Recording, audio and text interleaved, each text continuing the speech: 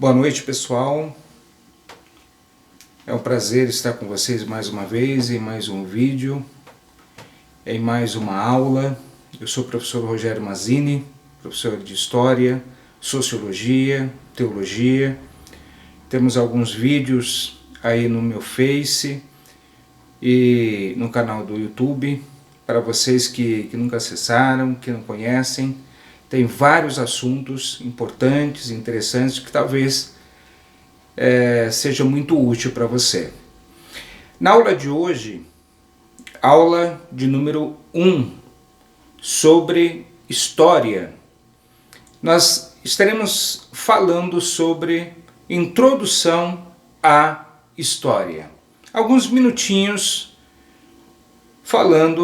comentando aí sobre esta matéria escolar muito útil e de extrema importância para o conhecimento, a reflexão, o desenvolvimento da indústria, o homem, sua relação com o mundo que o cerca. Tudo isso faz parte da matéria de História nos seus mais variados temas, ok? Então, os meus alunos que estão assistindo este vídeo, que é de extrema importância, os aluninhos do 6º ano do Ensino Fundamental 2, os alunos do ensino médio, do 1º ano do ensino médio também, porque existem alguns temas de História do Ensino Fundamental 2, que é uma pincelada, é algo mais raso, mais rápido, uma linguagem mais fácil, e no ensino médio uma aprofundada legal no assunto, com uma linguagem mais pesada, com mais conteúdo, e normalmente o autor é diferente. Então, alguns temas de história que são abordados no Ensino Fundamental 2, eles são repetidos, mas por uma outra ótica no ensino médio. Então, os alunos que estão me assistindo, então este conteúdo serve tanto para o Ensino Fundamental 2, quanto para o ensino médio, ok? História, por coincidência, eu estou gravando esse vídeo no meu humilde escritório aqui na minha casa, e eu já tinha anteriormente esse letreiro aqui de madeira na parede, por coincidência, né? Então, vamos lá. Na nossa introdução à história, eu sempre gosto de iniciar as aulas e os conceitos me baseando sempre na etimologia, que é uma das ferramentas muito utilizada em ciências humanas em geral. E a história não é diferente, ok? Etimologia, vocês já sabem, é um estudo sobre a origem das palavras, ou de alguma determinada palavra. Você vai estudar e você vai beber na fonte, ok? A etimologia é uma ferramenta que ela se encarrega de nos apresentar de que língua que a palavra veio, como que ela é falada naquela língua e o que ela significa, apresentando aí a transliteração, que é uma espécie de mudança das letrinhas, né, para o português, que ainda não é a tradução, mas transliteração fica ali num momento intermediário dessa tradução, ok? Então a etimologia, ela nos apresenta de que origem, de que palavra, o seu significado, de que língua e o seu significado, de forma que possamos entender melhor. E no caso de história, normalmente os autores puxam da palavra histor, histor em grego, ok? Então esse GR aqui exatamente para especificar a abreviação do grego, tá? Esse H seria a aspiração forte, o I, o iota, o S aqui seria o sigma, o T, o tau, o ômicron e o R, o rho. Ristor seria escrito em grego assim. E o que é Ristor para os gregos, para aqueles que idealizaram, né? Aí nos vem à mente o pai da história, Heródoto, do século V antes de Cristo. Portanto, Ristor é aquele que aprende pelo olhar. É aquele que vê. Por isso que história lembra sempre investigação.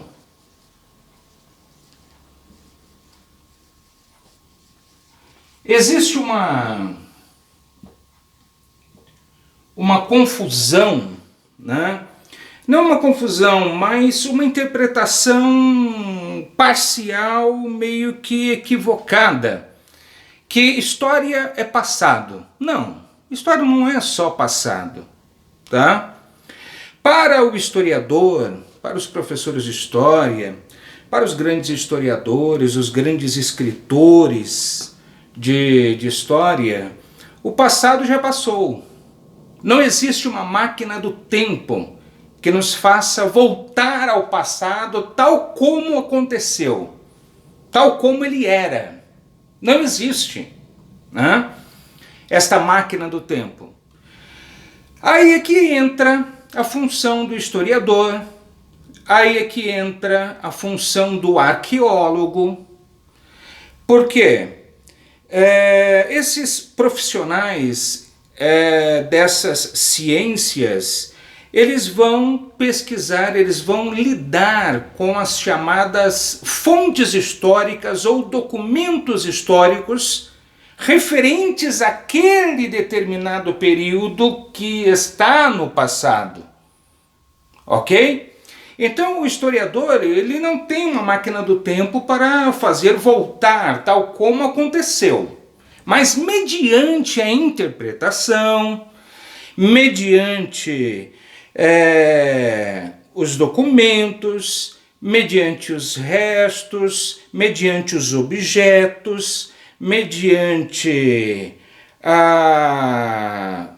uma série de fatores, como também a oralidade, fotos, documentos pessoais, objetos pessoais, então construções, fragmentos, tudo isso se tornam documentos históricos, fontes históricas, para que o historiador, mediante o seu conhecimento, mediante a sua bagagem, o tempo em que ele está vivendo acaba influenciando também na sua interpretação desses documentos históricos. Não existe uma varinha mágica para ele fazer voltar tal como aconteceu, mas ele tenta apresentar o mais próximo do que realmente possa ter acontecido. Tem todos esses detalhes também. Então, a interpretação e os documentos históricos são fundamentais, ok? Então vamos lá, já entendemos o que é etimologia, já entendemos a questão da definição e também do nome, do substantivo Ristor, ok? E aqui, algo que eu gosto sempre de trabalhar em sala de aula. Quais são os dois conceitos básicos de história? Tempo e espaço. Eu sempre costumo dizer que o aluno, quando ele começa a ler qualquer texto, principalmente os de história, sociologia, filosofia, teologia, ciências humanas em geral, e também outros textos como de língua portuguesa e qualquer outra matéria. Dois conceitos básicos importantes: o tempo e o espaço. O tempo a gente interpreta como o tempo quando aconteceu, o espaço onde aconteceu, onde ocorreu aquele acontecimento histórico. Eu peço para que o aluno identifique essas duas coisas no texto. Por quê? Através do tempo e do espaço é que será o ponto de partida para ele tentar entender aquele texto de história e o conteúdo e o desdobramento histórico que o envolve. Beleza? Ok.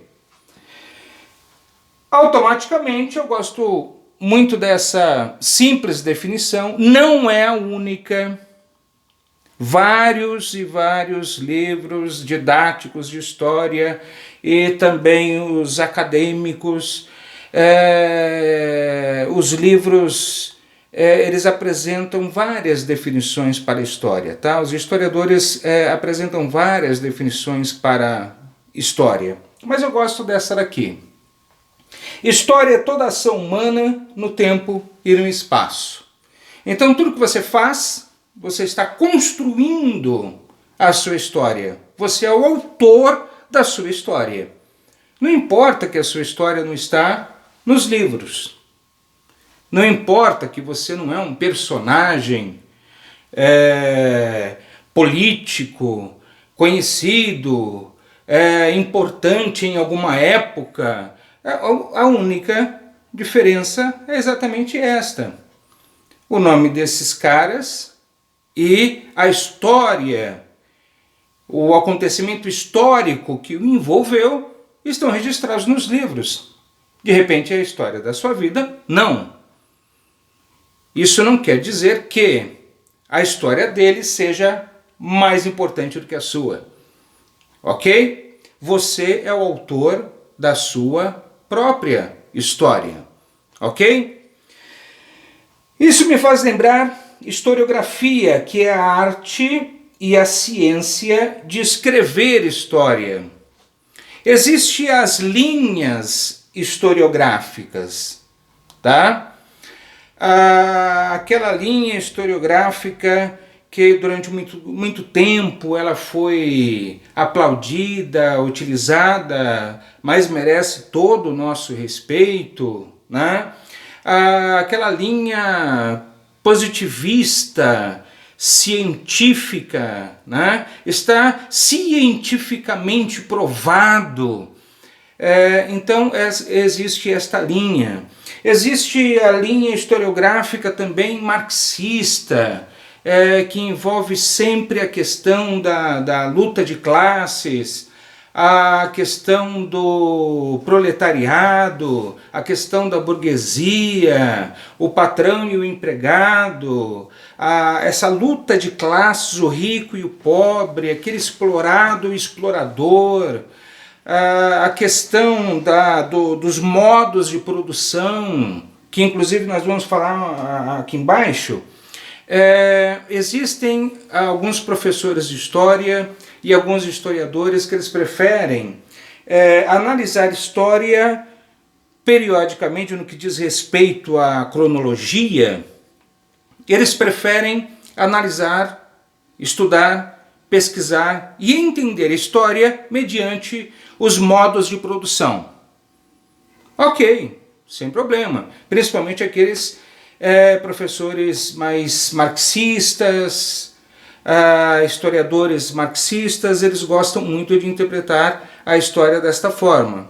Ok. Na nova história, na historiografia, na linha historiográfica da nova história, Mark Bloch, Legoff, eles levam bastante em consideração a questão cultural, né? Não só aquela história oficial de quem está no governo, de quem está no poder, que dominou a produção historiográfica e que mostra sempre a autoridade ou governo como destaque, como o herói da história, se esquecendo da cultura e da sociedade que o envolve e daquelas pessoas, daqueles anônimos que também fizeram parte da história, mas que não são falados, que não são relatados, que não são apresentados nos textos.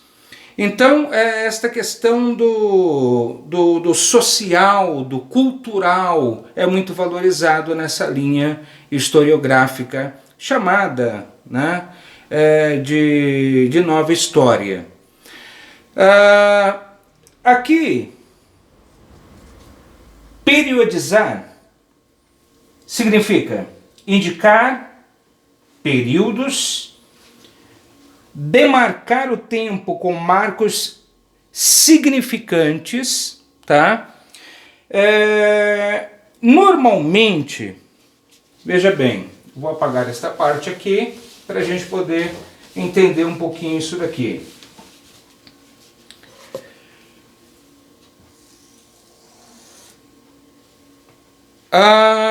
É tradicionalmente utilizado uma linha do tempo cronológico, tá? O tempo cronológico é o tempo do relógio, é o tempo das horas, dos dias, das semanas, dos meses, dos anos, das décadas, dos séculos, dos milênios. Esse é o tempo cronológico, tá? E existe o tempo histórico, que ele não se baseia no relógio, mas ele se baseia no tempo que você sente. Uma certa vez, um aluninho de 12 anos, ele veio me falar: professor, eu estava andando de bicicleta numa ladeira. Antigamente, quando eu tinha 7 anos, e eu capotei com a bicicleta e me machuquei todo. Ralei o joelho, machuquei o braço. E eu pensando comigo, né? Olha como ele entende a questão do tempo, né? Ele só tinha 12 anos, mas na hora de ele me falar o acontecimento histórico, ele falou antigamente, quando eu tinha 7 anos. Eu vou analisar essa fala dele pelo tempo cronológico. Poxa, ele está falando antigamente, mas isso aconteceu só há 5 anos atrás. Mas para ele antigamente. Por quê? Eu vou estar observando pelo tempo cronológico. Ele vai estar se baseando pelo tempo histórico. O tempo cronológico é do relógio, o tempo histórico é o que você sente, né? Às vezes o tempo de relógio pode ser extremamente cansativo, mas agradável para aqueles que considera positivo o acontecimento ou o resultado desse mesmo tempo cronológico para uns, mas que para ele um tempo histórico, é uma outra forma de sentir e avaliar este tempo. Então, normalmente nos livros didáticos apresenta aí vários autores gostam de apresentar essa diferença entre o tempo histórico e o tempo cronológico, tá? A linha do tempo, eu gosto sempre de fazer este desenho, eu acho que ele é bastante significativo. Não reparem